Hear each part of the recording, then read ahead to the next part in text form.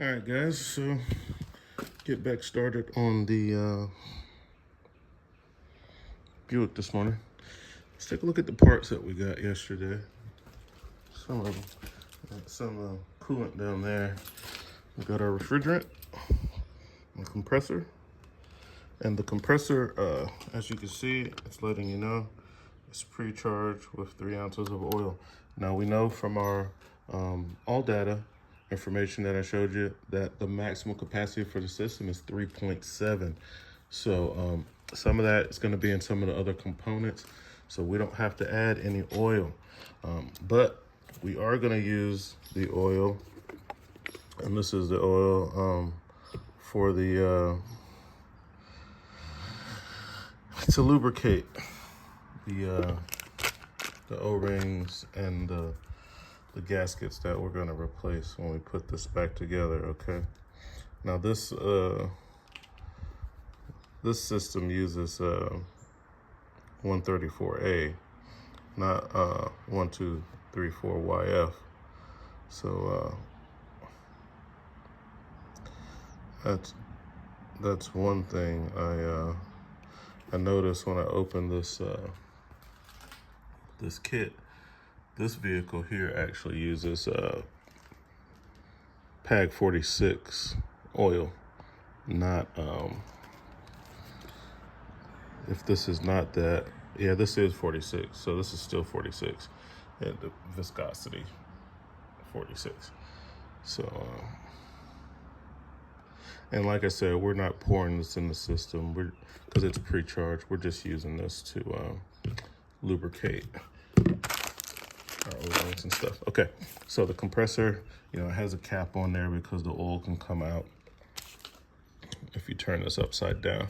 Then it came with studs, which we won't need. We won't be using those, but we will be using these guys, which you can see will be going here and there. Okay, so that's nice, but I do have other ones because I ordered the 4-season installer kit, which comes with the dryer, because we're going to be replacing the dryer. I'm not going to open the dryer. I can open the box, but it should be in a plastic bag, because I'm not going to open it until it's almost time to install it, because it can't be exposed to moisture or it's no good. So you see it's vacuum sealed, it's ready to go, it's all kind of assembled. This is the thing we saw at the bottom. The one that's in there now is black. This one is gray. This will be the last thing we put in after the system is all closed up. And they give you the caps because the Buick dealership, they left the caps off, so I have to replace them. Gives you a couple like the Schrader valves and this little port adapter. Gives us an expansion valve, and if you were a shop and you wanted to make sure nobody else was fooling with it, it gives you like this little special zip tie, so you can like kind of like a lockout tag. This expansion valve here, which I don't really know where that goes at, or if it's applicable to this vehicle, because as you can see, this kit is good for these 3 different vehicles for those years. So the Malibu, the Cruise, and the Lacrosse all use the same kit, so all the pieces are not applicable. So that's what we got. Okay guys, so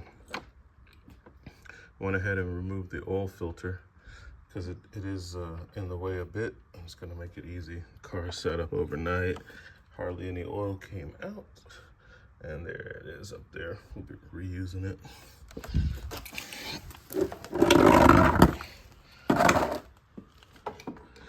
Let's talk a little bit about, and I'll put the procedure up on the screen for filling this with oil. They call it balancing this with oil. All right guys, so this is the procedure for oil balancing. You can read it yourself. Pause the screen if you have to.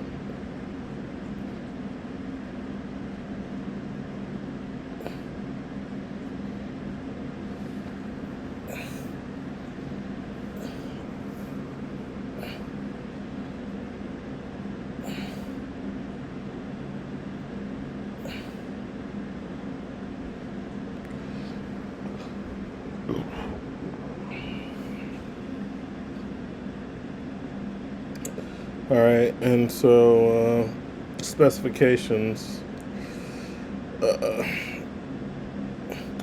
Take a look at that.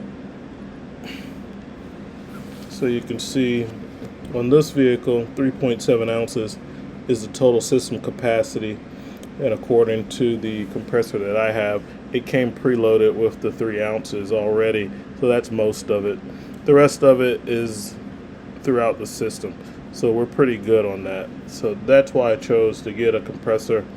The Four Seasons compressor already has the oil in it.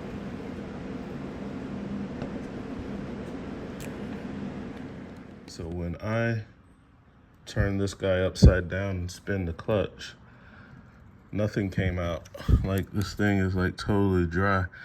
And as you see in the procedure, you're supposed to measure the oil that comes out. That's probably why this thing failed somewhere on this thing. So they made this very easy to install because, like I said, you have that stud that it hangs on. So as you just wiggle the compressor into space, and the top mounting bolt is actually a stud that gets a nut. So that is hanging on the bracket, and then as you pull it back, it's fitting on top of this what I call a pinch bolt. Let's get that bottom bolt. You see it's hanging on that stud. See that stud right there. So all you're doing is pushing it forward, pulling it back on that stud. Super easy. And as you can see with the oil filter out the way, it's gonna be no problem getting to, this line is just, could be moved, but you can see there's no problem getting to the high and low pressure. But of course, we'll be changing out these gaskets. We'll be matching them up and cleaning up some stuff. But first step is we're gonna take the nut and the bolt that we took out and reinstall. I suspect the toughest part will probably be the serpentine belt, as that big bracket's on the way, and they recommend that you remove this bracket 1, 2, 3, 4, 5 bolts, which you can get to, but the motor mount, they want you to take off the motor mount bracket, and I might have to, but I kind of left the serpentine belt in place because it's good, so I might be able to get it without having to fool with that bracket. Now, if your build is bad and you got to take it all the way off, you're probably gonna have to remove the bracket.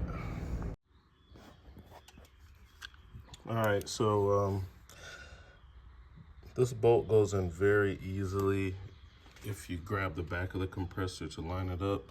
I was able to spin it in by hand till it bottom out, the flange bottom out. So it goes in super easy. If you do that, just grab the back of the compressor, and that's what I did, and got the bolt going very easily. And of course, the nut just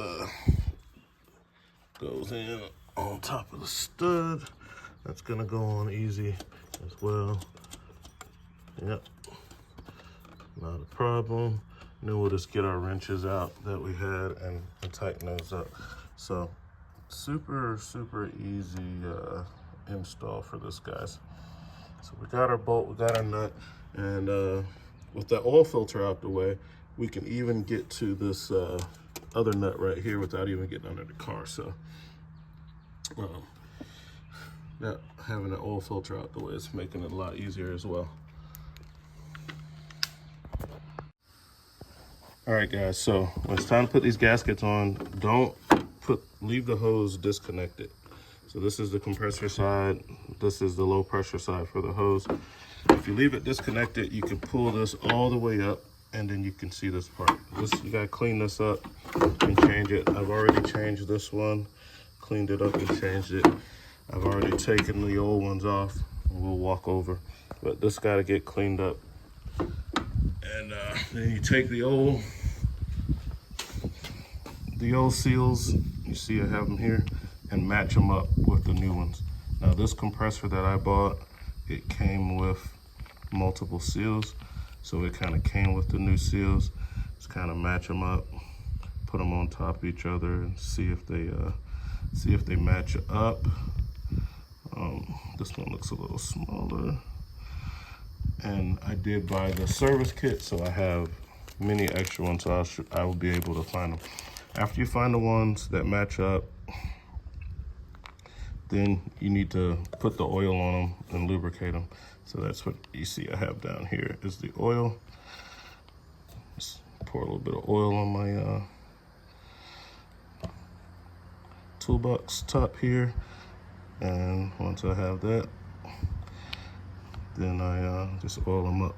Now, this one looks a slightly bit smaller than that one. So I'll go inside of my bag and find one that fits exactly and put those back on. I know it's not this one, that one's way smaller. So I did have an exact match for that one that came with the compressor. So that's what we gotta do, and then you can put those seals back on. So far that is one, this would be three. Let's move the torque wrench out of the way, take the O-rings out. Remember, this kit works with a lot of different vehicles, so you may not use everything that's in it, but we definitely want to find an exact match. And see this bigger one, that's a much better match than that one. It's just slightly different. So we want to go with that one. There's the old one. And get it coated in the oil. And there's the new one. Okay guys, so at this point, I've put a lot of the tools away. For right now, went ahead and put the belt back on using the 1/2-inch ratchet for the tensioner and the wrench extender. Wasn't bad at all. So it was pretty easy to do this without removing this bracket. Okay. What else did we do? We tightened up the lines here for the low pressure side, and the high pressure, low pressure combo back here. Replaced the oil filter. Earlier we already reconnected the electrical connection to the compressor. So everything's hooked back up, and we're at the point to where we're ready to start hooking up the AC gauges so that we can do a leak test on the system. I'm gonna pull a vacuum. I'm gonna go get those new gauges that I bought. I'm gonna pull a vacuum and let it sit for about 10 minutes and see if it can hold the vacuum. If it can, then I'll go ahead and change out the dryer, which is right here. And after that, we'll move forward with recharging the system. And that's gonna require that we pull a vacuum for 45 minutes. So the first vacuum is just a quick test to see if it's gonna leak or not. And then I'm gonna replace this, and then we'll do the actual recharge procedure. Pull a vacuum for 45 minutes. We're gonna need one of these, whichever one is the right size, to fit the cans so that we can have our yellow line of our gauges going to that so that we can recharge the system. And so we're gonna use this tap. They look similar, but I'm sure they're different sizes. The silver one looks a little bigger. I bought one from Harbor Freight, which is probably the right size, and I might use that because they only had one, and I'm sure it fits the standard cans here. So I don't know which one of these fit it. I definitely don't want to pierce it because the needle sticks kind of, I want to be able to get it on. I don't want to lose my refrigerant.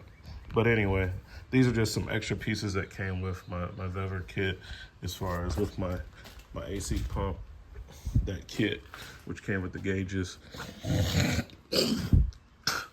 And came with the gauges, all these little attachments, all in that bag. It's a nice way to have it. And anyway, let's take a look at some of the tools that we use so far. We're gonna be using these next, but a different gauge set, because I want the graduations to go down to like, which I guess that on one scale it goes to like -50, but on the outer scale, I want the outer scale to go down.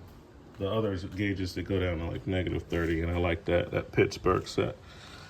So this is basically all the tools I use to do this job.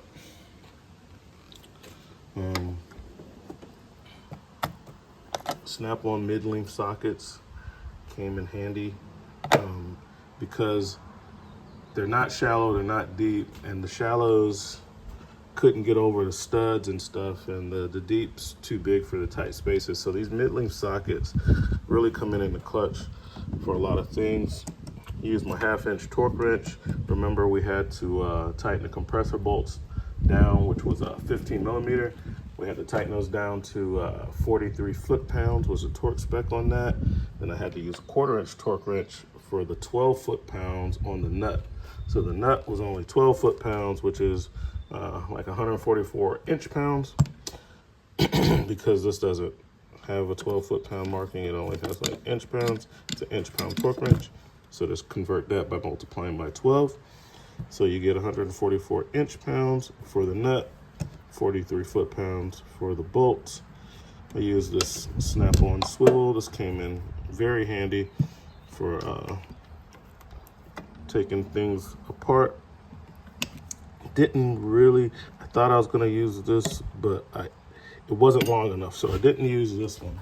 Move it out of the way. I ended up using the snap-on, so I didn't use the Mac because I needed a longer ratchet to reach way down for those compressor bolts, and you could see how much longer the snap-on long is versus the Mac Tools long.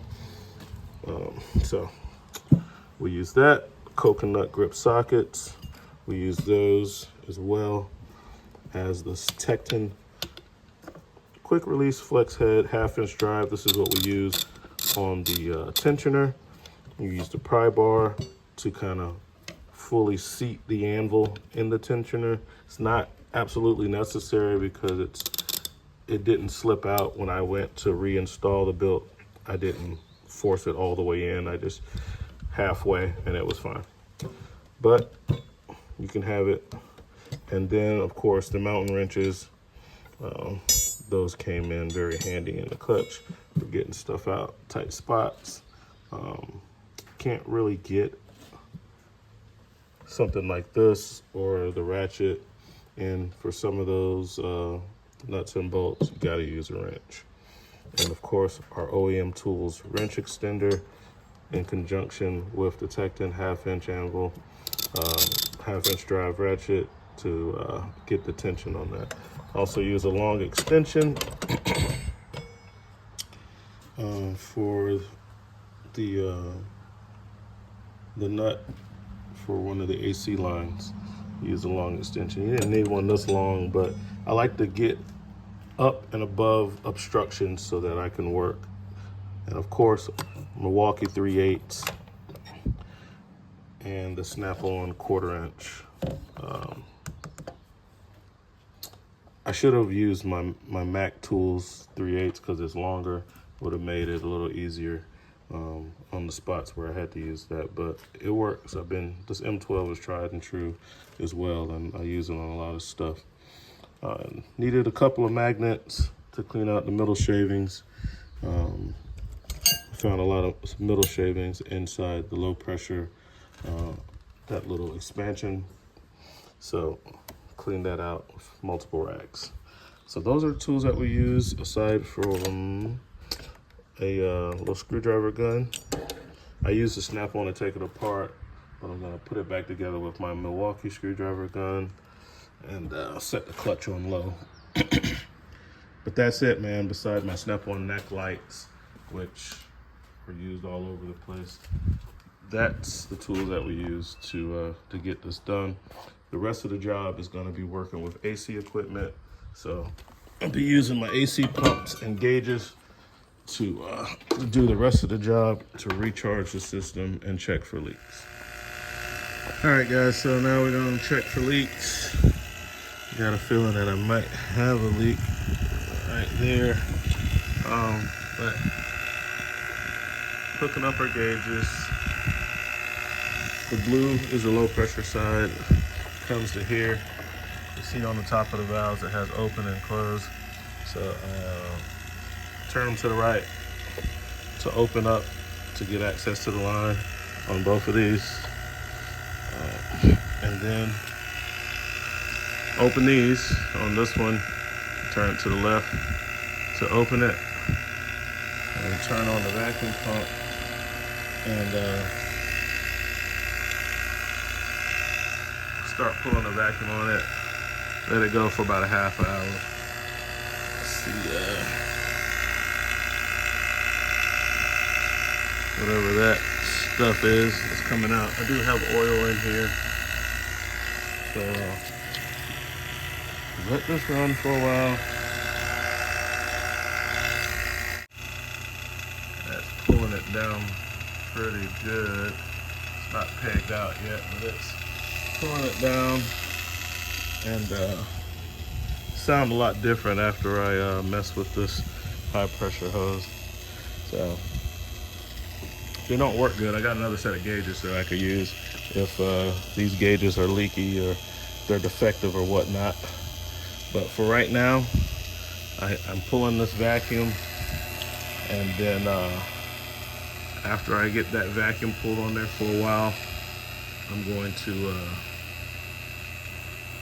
shut off, close off these, shut off the pump, let it sit for another 30 minutes to see if it leaks. Now, if it has a really big leak, you'll see it leaking right away.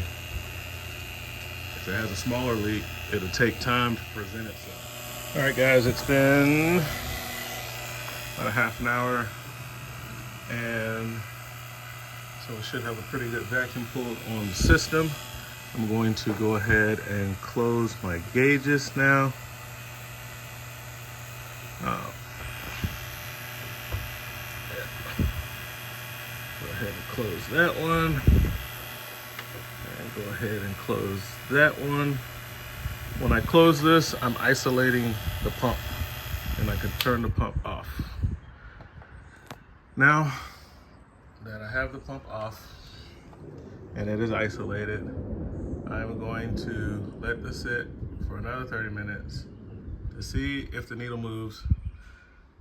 And if it goes down, then I have a leak in the system. Now, another half hour. First time I went and fixed something to eat. Now I'll probably go and find something else to do while I'm waiting to see if this is gonna hold a vacuum. It comes in the kit. So if you buy this kit, which I recommend getting the AC service kit when you're doing a compressor, they give you those valves. You get 3 of them, plus another high side, low side, whatever, coupler. So this is that thing I bought from Harbor Freight. It's one of these, and I felt like it'd be the right size because they only sell one. Right, while I'm waiting on that, I'm gonna start tearing this down so we can get to the dryer right here. I'm gonna have to just remove a few, this little shroud. Looks like we got some clips.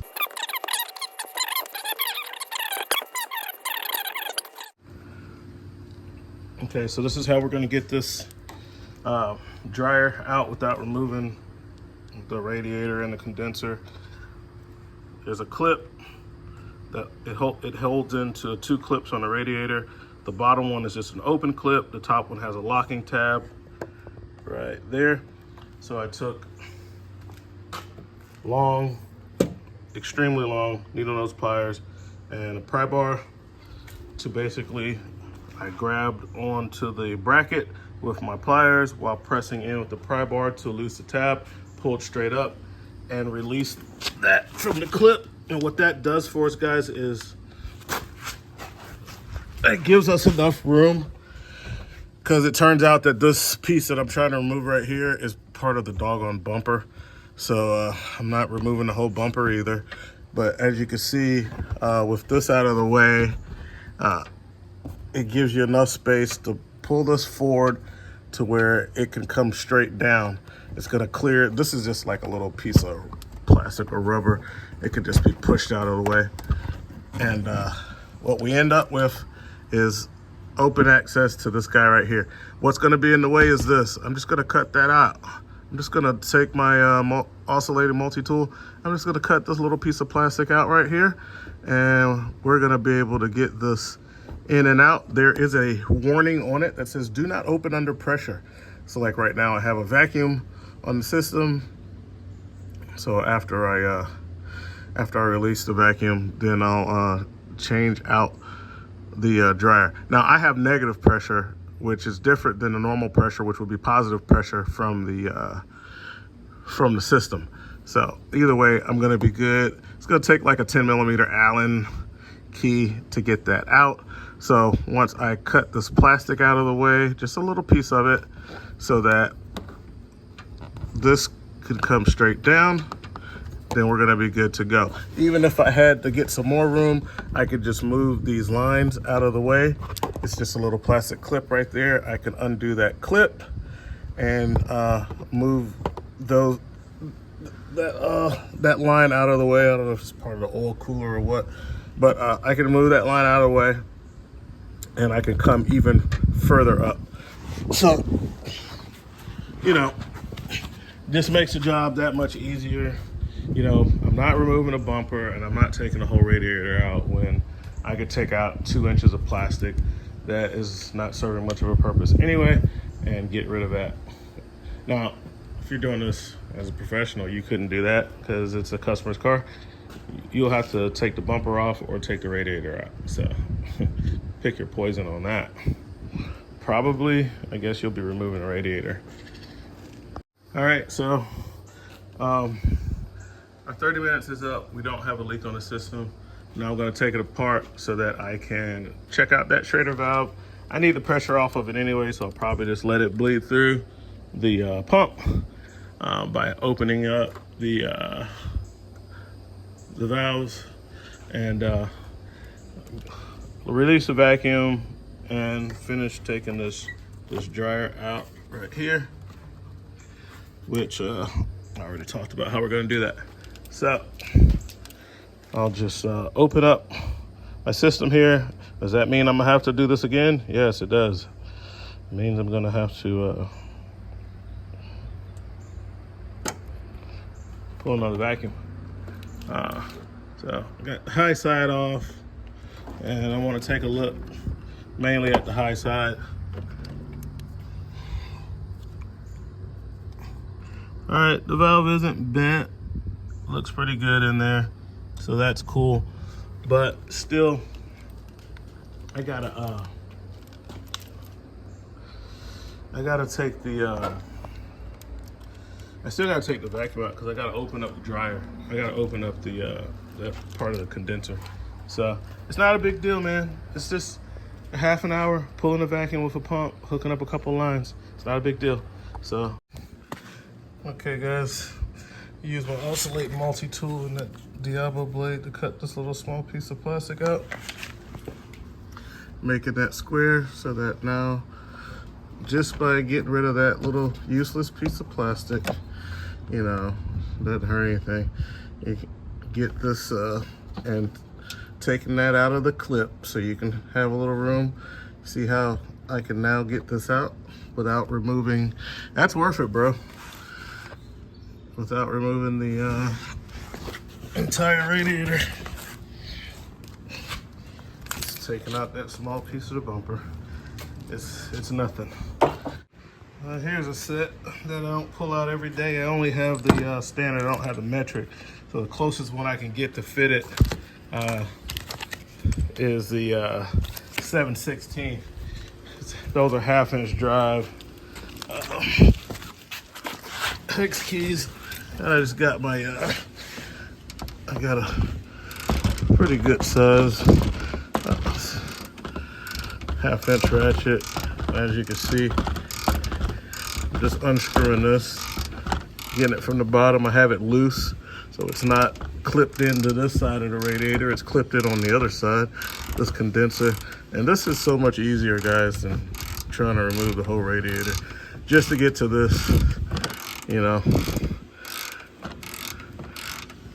way easier, bro. And there she is. Booyah. That's what we got. That's what we're changing. That's the dryer. So, looks like it has some lubrication on it. So we'll put a little bit of PAG oil on it, on the new one, and get it in, which is this guy.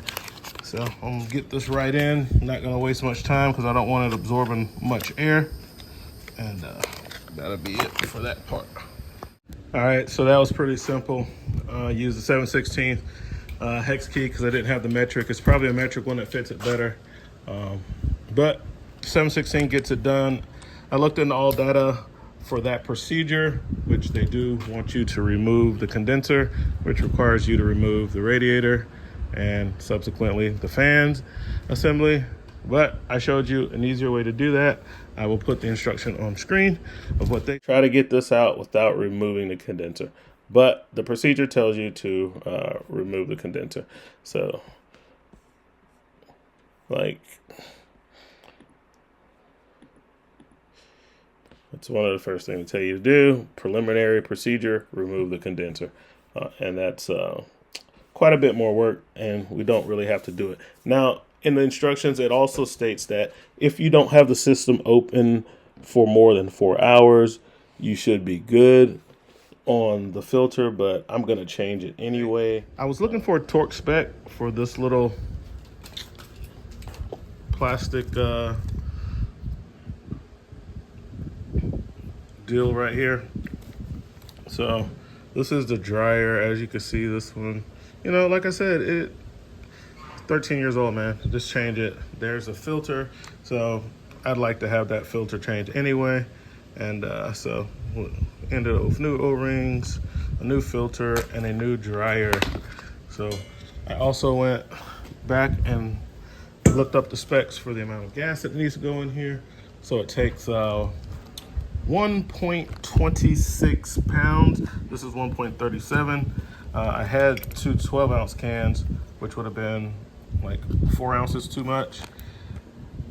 I feel confident using this can because when I purge the air out of the line, some of the refrigerant's gonna go out, and I'm not gonna get every single ounce or gram out of it anyway when I'm doing it. So when it gets pretty much empty, and I'll know that it's done. So moving on to pulling the vacuum back on the system. Now that I have that back in, I'll put my condenser back up in here. Let's grab my long needle nose pliers and set that back in the slot where it goes, which is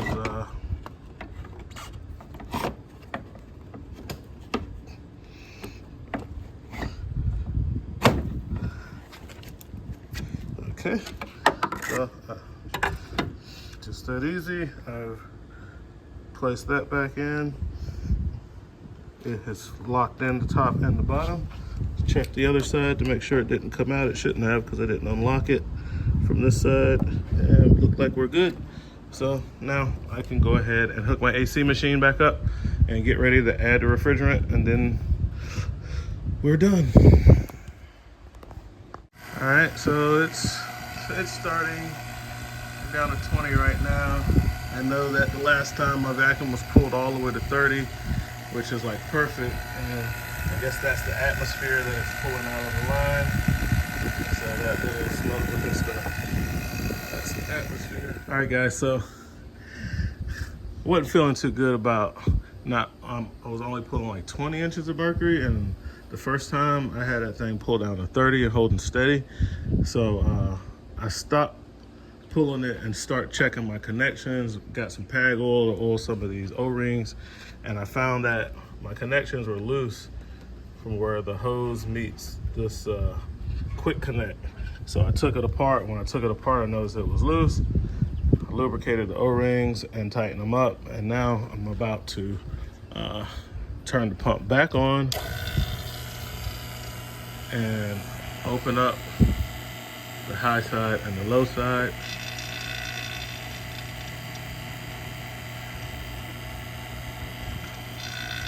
And boom, you see how it's pulling it way down to 30 now?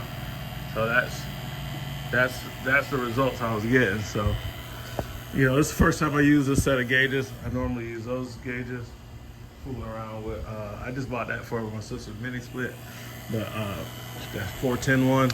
But yeah, it's the first time me using these gauges. So now that it's pulling down to 30, and I'm not getting nearly as much atmosphere coming out of the pump. Even my oil is clear. Now I can let this go for half hour, 45 minutes. Pull a good, nice vacuum on this thing so that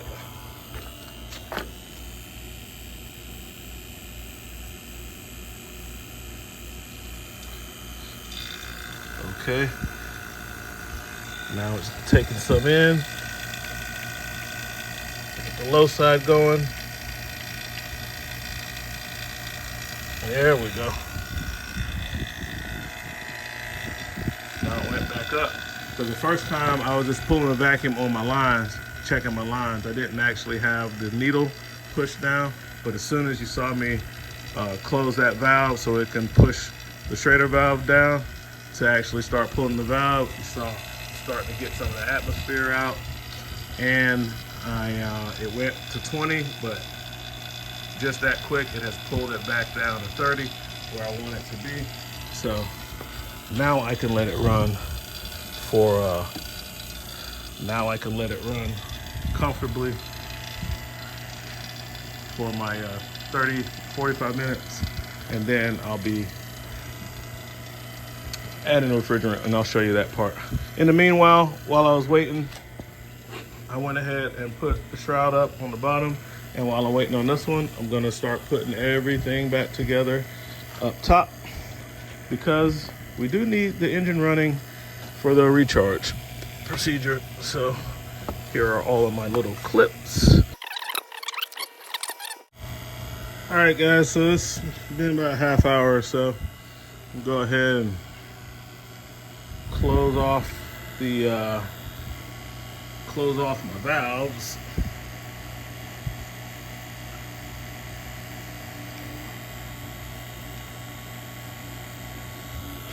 Turn off my pump. Make sure my valves are nice and closed tight. Okay.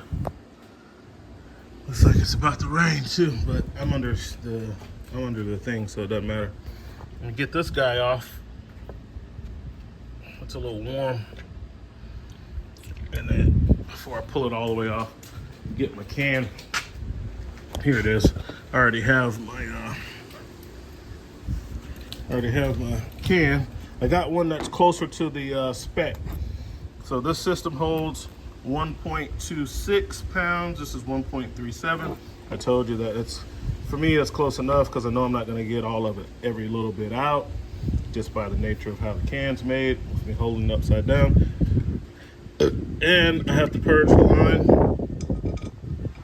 So I'm going to, wow, that doesn't fit. I gotta find an adapter.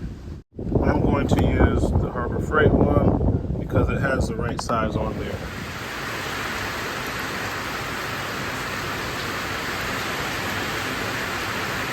I'm gonna press this in to get the air out. I don't know if I can do it and hold the camera at the same time. All right, so I got the air out of the line. You'll see the, kind of hold the can upside down. You'll see the white mist come out. Then you know you have the air out. Now I gotta start the vehicle, turn on the AC on low. in fresh air mode, and then we'll start open up the low side and start running the refrigerant through. All right, guys, so after you start the engine, turn the AC on low. A lot of people put a thermometer in here or whatever while they're doing it. And then open up the low side with the can on. I've already done it because it takes 2 hands and it's quick. I mean, 2 minutes and it's over with.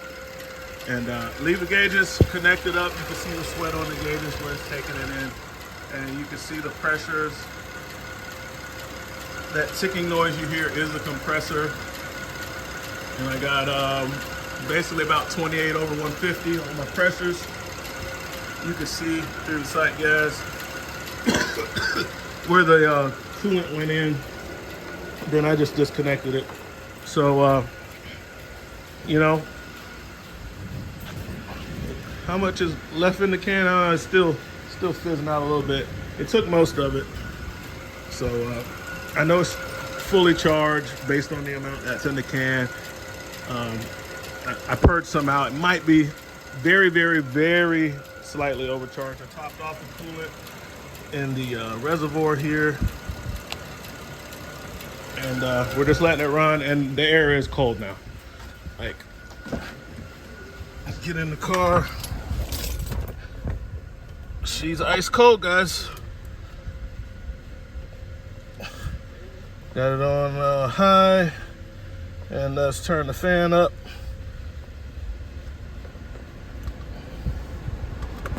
All the way high now. Nice and cold. Nice and cold. So that's it. It's not a hard job. You can do it. Save yourself some money.